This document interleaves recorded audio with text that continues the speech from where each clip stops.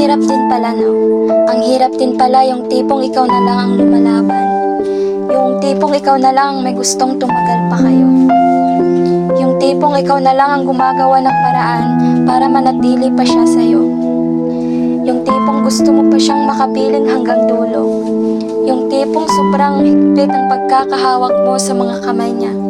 Ngunit kung gaano kahigpit ang pagkakahawak mo, ganoon rin kasakit ang pinapadama niya sa'yo.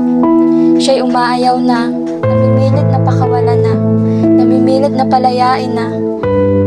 May magagawa ka pa ba? Di ba wala na kasi siya nang namimilit eh. Namimilit na pakawalan na, namimilit na palayain na. Kaya ang masasabi ko lang, palaging mag-iingat ka.